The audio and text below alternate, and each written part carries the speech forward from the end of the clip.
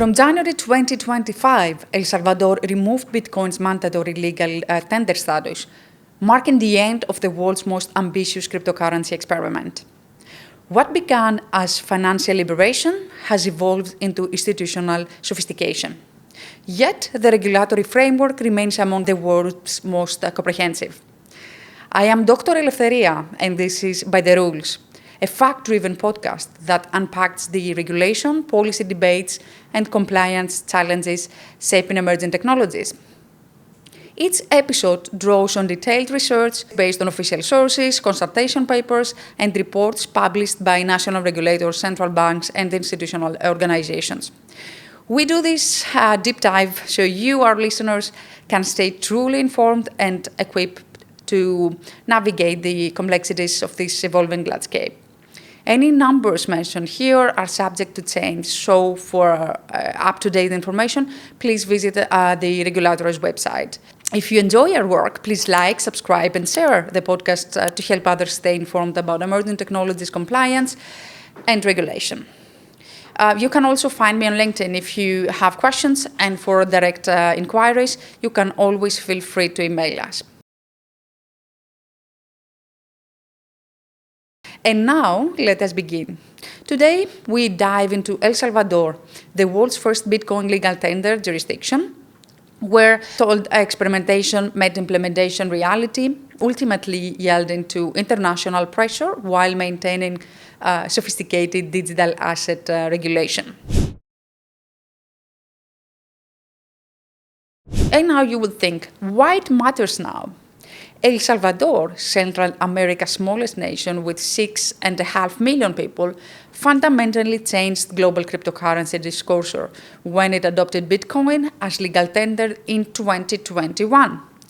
The dollarized economy, dependent on remittances, worth 24% of GDP, positioned digital assets as tools for financial inclusion and economic sovereignty.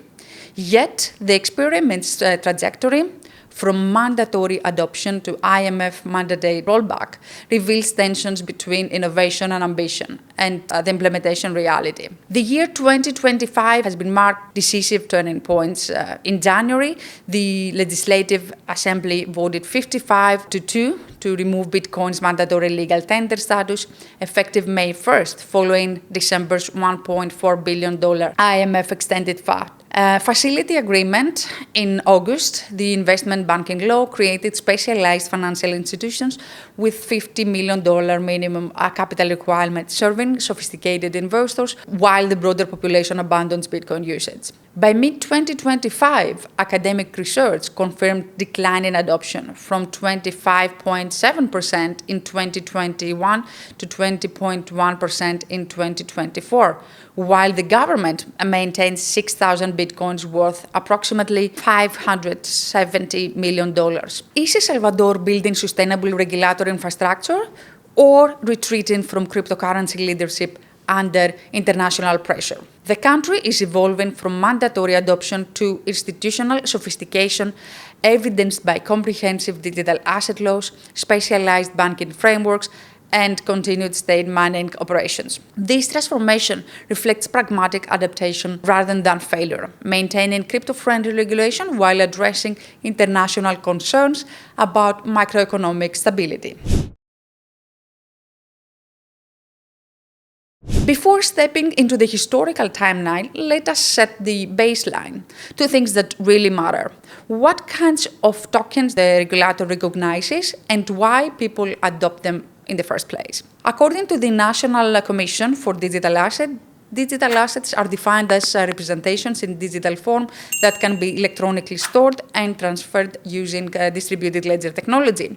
This classification under the 2023 Digital Asset Issuance Law encompasses cryptocurrencies, tokens, instruments, while Bitcoin maintains unique legal status despite the recent amendments. Every digital token in El Salvador sits within one of the following frameworks. So Bitcoin was previously unrestricted, legal tender, now voluntarily acceptance currency. Business may accept basically Bitcoin but face no legal obligation.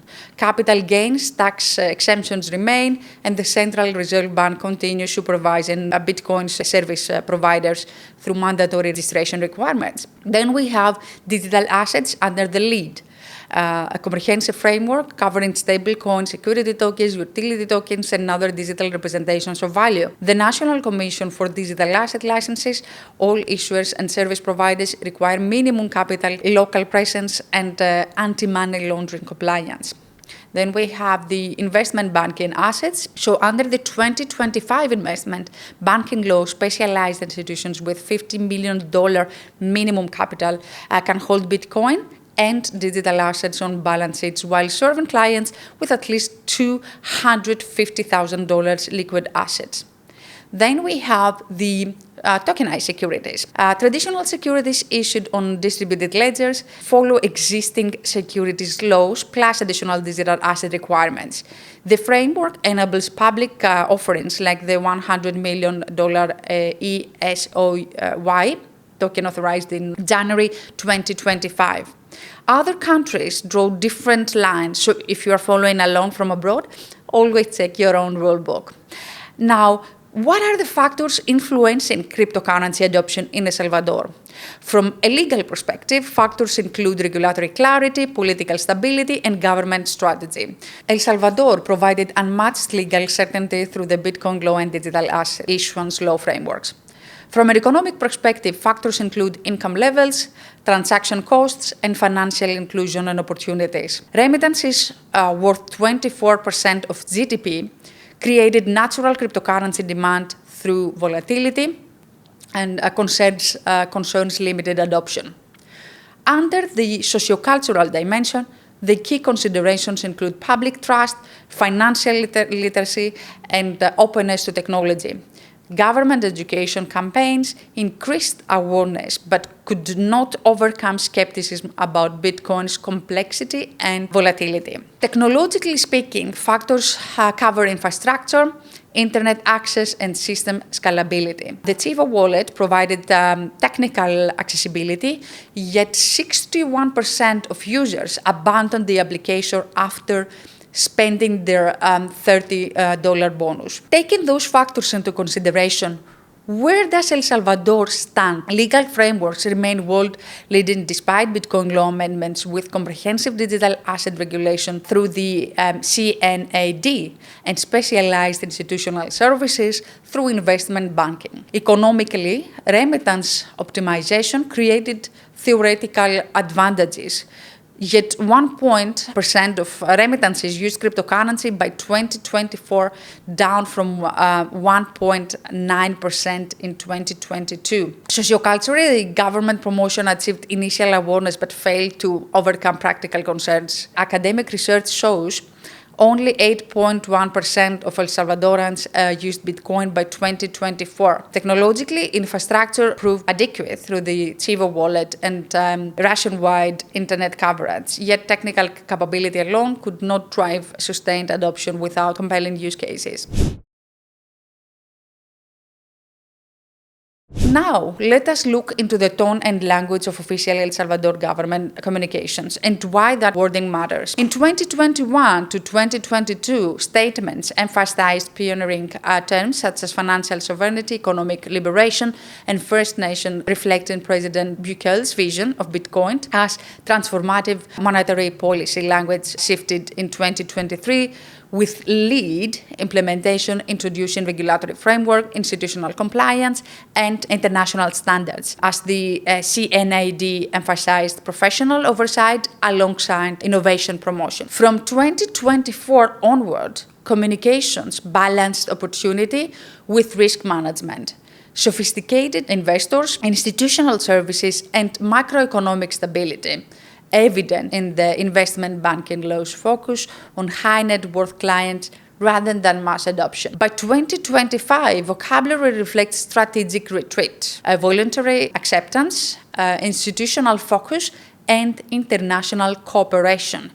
signaling alignment with the IMF requirements while maintaining crypto-friendly policies. What does this shift suggest about El Salvador's evolving regulatory strategy? The evolution reflects maturation from ideological experiment to practical implementation, using language to maintain credibility with international stakeholders while preserving domestic cryptocurrency infrastructure. This calibrated messaging manages both market expectation and diplomatic relationships during the transition from mandatory to voluntary adoption. Definitions, drivers, and tone in place. So let us rewind the clock and see how the El Salvador journey began.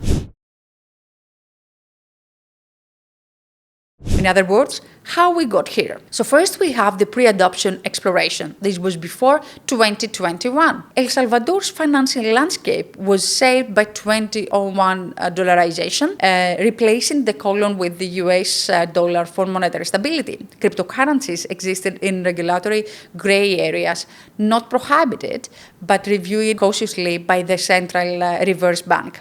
The Bitcoin Bits project in El Zonte demonstrated practical cryptocurrency usage from 2019 onward, creating the foundational experiment that would influence national policy. Then we have Policy Revolution 2021. In June 2021, the President Bukele announced the Bitcoin law, making El Salvador the first nation to adopt Bitcoin as legal tender, alongside the US dollar legislation Decree 57 passed with 62 of 84 votes June 80, published in Official Gazette on August 27 and implemented September 7. The law mandated business acceptance, eliminated capital gains tax, and created $150 million trust fund for Bitcoin dollar conversions through the state-backed Chivo wallet. Then we have the framework expansion. This was 2022 to 2023. Recognizing Bitcoin law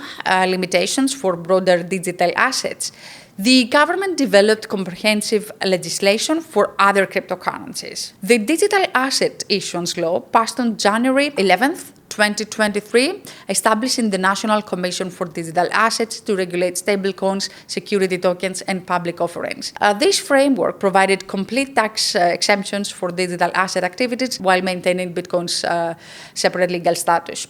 Then we have the institutional maturation, 2024 to 2025. The Investment Banking Law passed August 7th, 2024, with 55 votes, created specialized financial institutions serving sophisticated investors.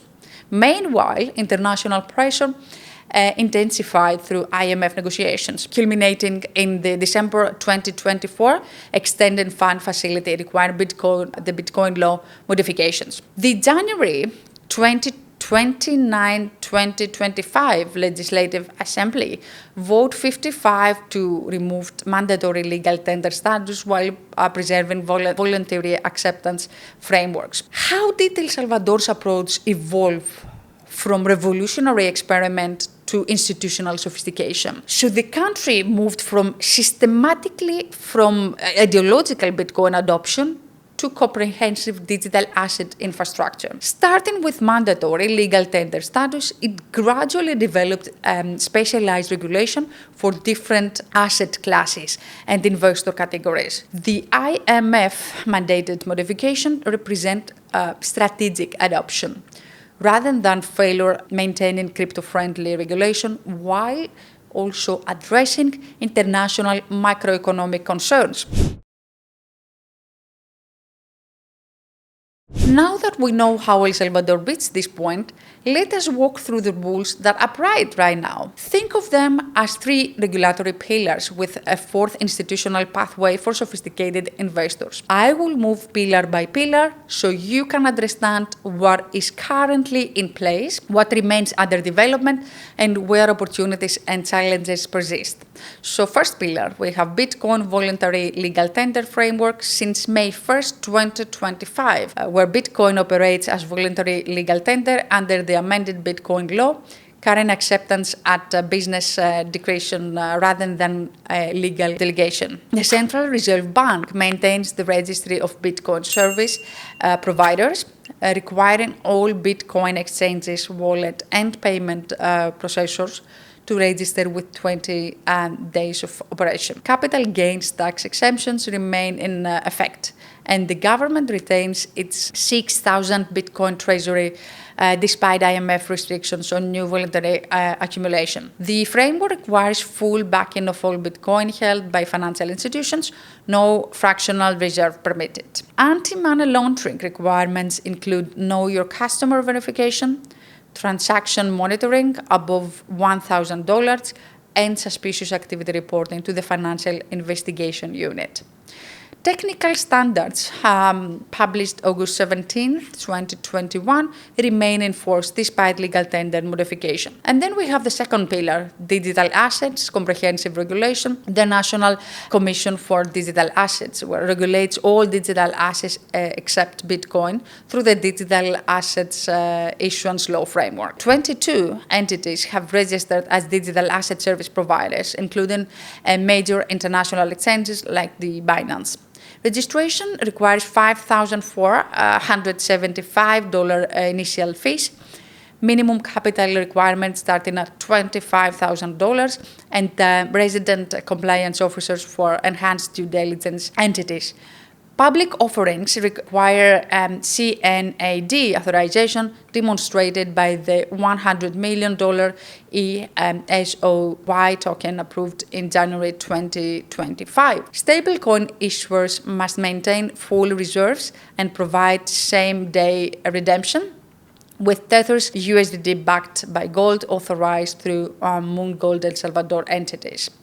Complete tax exemptions apply to all digital asset activities, including income tax, value-added tax, and municipal charges. Then we have the third pillar, which is related to anti-money laundering and financial crime prevention. So basically, El Salvador implements comprehensive IML measures across both Bitcoin and digital asset sectors. The Financial Investigation Unit enforces enhanced requirements, including real-time transaction monitoring, suspicious activity reporting within 24 hours, and a 5-year record retention. The travel rule mandates sharing originator and beneficiary information for transfers exceeding $1,000.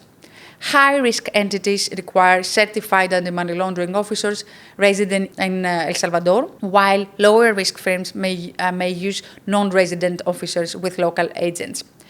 Cybersecurity protocols include encryption requirements and regular security audits. Cross-border cooperation includes information sharing with international financial intelligence units and blockchain analytics investigation for transaction tracing. Then we have the institutional pathway, so investment banking services. The August 2025 investment banking law creates specialized institutions with $50 million minimum capital, serving clients with at least $250,000 liquid assets. These banks may hold Bitcoin and digital assets on balance sheets while providing custody, lending, and trading services. Joint supervision by the Central Reserve Bank and the Superintendency of the Financial System ensures capital adequacy, liquidity management, and asset segregation. Quarterly reporting requirements cover reserve adequacy, client asset segregation, and same-day redemption capabilities for stablecoins. This sophisticated investor approach targets institutional adoption while maintaining prudential safeguards, reflecting El Salvador's evolution toward institutional rather than mass market cryptocurrency services. Then experimental elements, innovation and development. So basically, El Salvador maintains innovation initiatives despite legal tender modification. State-owned geothermal Bitcoin mining through LaGeo continues with 95 megawatt capacity, positioning the country as a leader in sustainable cryptocurrency infrastructure. The National Commission for Digital Assets facilitates regulatory sandboxes for innovative applications demonstrated by tokenized securities, for instance, stablecoin authorizations. Educational programs through universities include blockchain development courses and cryptocurrency economics curriculum. International cooperation includes bilateral agreements with Bolivia, regulatory framework development, and blockchain intelligence sharing. So if we look at the rulebook just like as a snapshot, El Salvador's framework reflects a strategic shift. Bitcoin is voluntary legal tender with tax breaks. Digital assets are governed by licensing rules, anti-money laundering standards align with global norms, and banks offer tailored high net worth services, showing a move from bold experiment to pragmatic regulation that balances innovation with international stability concerns. Although we have mentioned regulations throughout, we have not yet paused to clarify who they are or what exactly they do. Before we turn to enforcement examples, let us meet the key El Salvador agencies responsible for overseeing the cryptocurrency space. The National Commission for Digital Assets serves as the primary regulator for all licensing digital asset service providers, overseeing public token offerings and maintaining comprehensive registries. The Central Reserve Bank holds authority over Bitcoin as voluntary legal tender, maintaining the registry of Bitcoin service providers and enforcing full backing requirements for financial institution Bitcoin holdings. BCR supervises capital adequacy and risk management for investment banks under the new specialized banking framework. The Superintendency of the Financial System acts as the financial watchdog, supervising traditional and crypto-integrated institutions for transparency and investor protection. SSF collaborates with CNAD and BCR on institutional oversight, particularly for investment banks serving sophisticated cryptocurrency investors. The Financial Investigation Unit, it's under the Attorney General's Office, serves as El Salvador's anti-money laundering enforcement body. So the UIF investigates suspicious activities reported by virtual asset service providers, requires real-time transaction monitoring, and coordinates with international partners of financial crime prevention. So together, these bodies form a specialized framework where CNAD drives digital asset innovation, BCR anchors Bitcoin regulation, SSF ensures institutional integrity, and UF combats financial crime. This structure reflects El Salvador's transition from experimental adoption to sophisticated regulatory oversight. Rules count only when someone enforces them. In El Salvador, enforcement operates through three primary mechanisms: registration and compliance supervision by CNAD and BCR, anti-money laundering oversight by the Financial Investigation Unit, and administrative actions rather than criminal prosecution for most violations. Registration and compliance enforcement. So the National Commission for Digital Assets has registered 22 digital asset service providers since 2023, with approval rates suggesting selective but not prohibitive standards. Common registration deficiencies include inadequate IML systems, insufficient capital documentation, and incomplete business continuity planning. CNAD typically provides remediation periods rather than immediate rejections.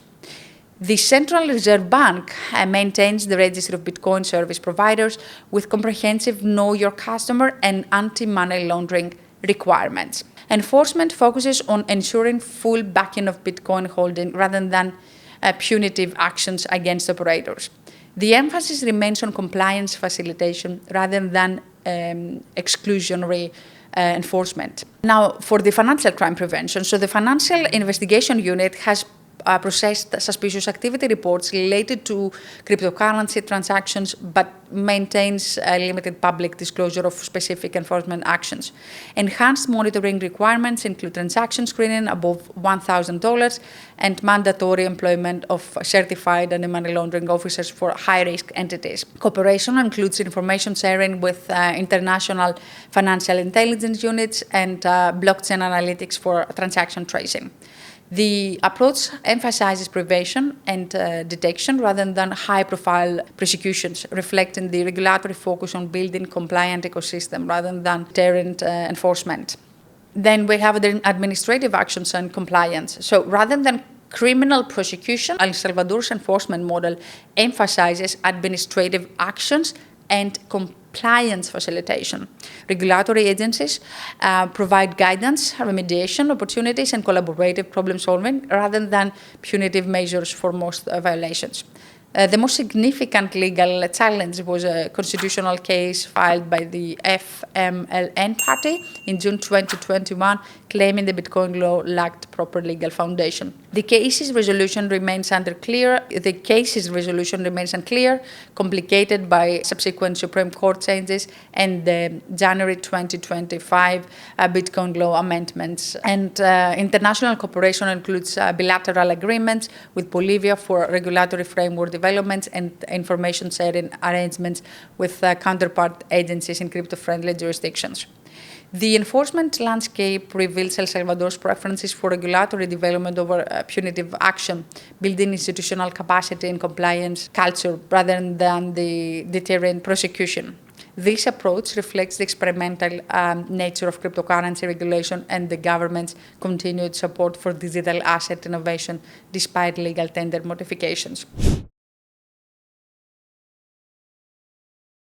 So despite comprehensive regulation and IMF alignment, El Salvador faces three core challenges: balancing innovation with stability, closing regulatory gaps, and maintaining international credibility.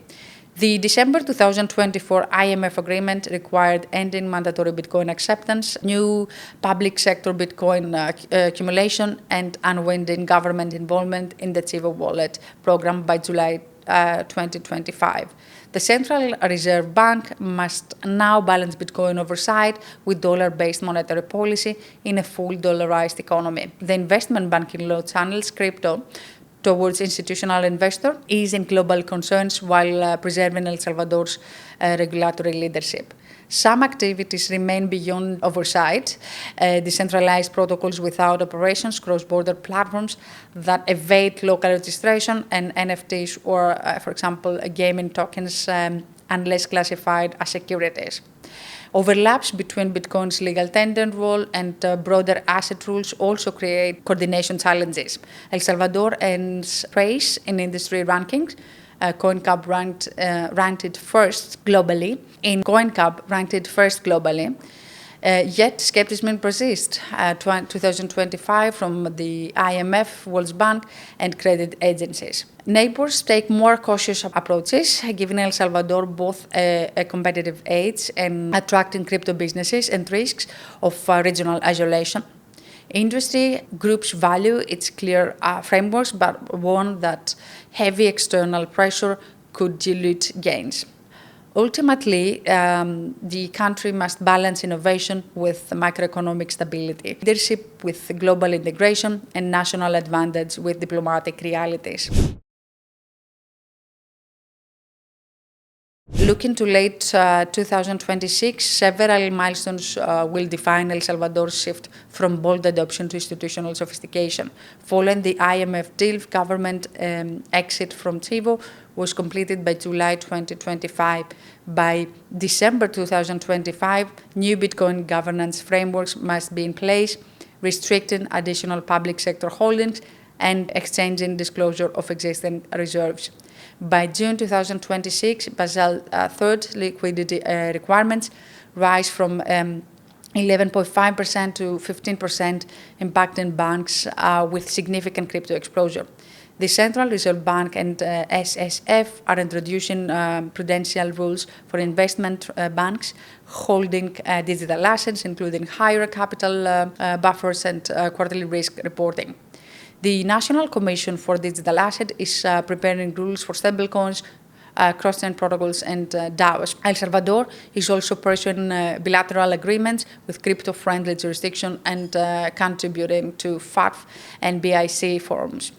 Ultimately, the next stage emphasizes innovation through targeted institutional focus frameworks, positioning El Salvador as a structured digital asset hub rather than an experiment Bitcoin's economy. Let us conclude with the emerging priorities that matter across the regulatory. industry and policy landscape. While this analysis is intended for educational and informational purposes only, it reflects the practical implications of El Salvador's evolving cryptocurrency framework and highlights areas where proactive engagement could prove beneficial. So regulatory priorities includes complete IMF compliance, so implementation by established deadlines while maintaining cryptocurrency-friendly regulatory frameworks that preserve El Salvador's competitive position in the global digital asset industry. Then we will have to develop specialized institutional frameworks for sophisticated investors and high net worth clients, building on the investment banking law to create comprehensive cryptocurrency financial services without triggering mass adoption concerns. Then we will have to enhance international cooperation and regulatory alignment with cryptocurrency-friendly jurisdictions while satisfying traditional financial and institutional requirements for transparency and macroeconomic stability. Now, from industry perspective, they will have to adopt business models to voluntary rather than mandatory Bitcoin acceptance, recognizing that regulatory support remains strong despite illegal tender modifications and focusing on institutional rather than retail cryptocurrency services. Then we have engaged with specialized investment banking frameworks for sophisticated cryptocurrency services, understanding that the regulatory environment continues supporting innovation through professional rather than mass market channels. Then we will have maintained compliance with enhanced anti-money laundering requirements and international reporting standards, recognizing that El Salvador's cryptocurrency frameworks remain robust despite modifications to address international concerns. And then we will have about the stakeholders, where they will have to monitor El Salvador's transition from experimental Bitcoin adoption to regulation as a potential template for other jurisdictions considering digital asset policies under international financial oversight. Then they will have to evaluate El Salvador's comprehensive digital asset framework as benchmarks for sophisticated cryptocurrency regulation that balances innovation with prudential oversight and international compliance requirements. And then they will have to assess the implications of IMF's mandated modification to sovereign cryptocurrency policies for other jurisdictions concerning similar digital asset initiatives, recognizing both opportunities and constraints in international financial integration. Then for policy development in science, then we will have to understand that the comprehensive cryptocurrency regulation requires balance in innovation leadership with international integration, regulatory experimentation with macroeconomic stability, and competitive positioning with diplomatic relationship.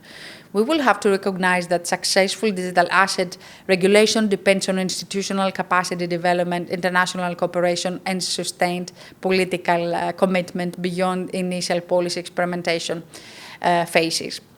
We'll have to acknowledge that cryptocurrency regulation increasingly involves coordination between national innovation objectives and international financial institution requirements, requiring sophisticated diplomatic and technical management capabilities. Now, think.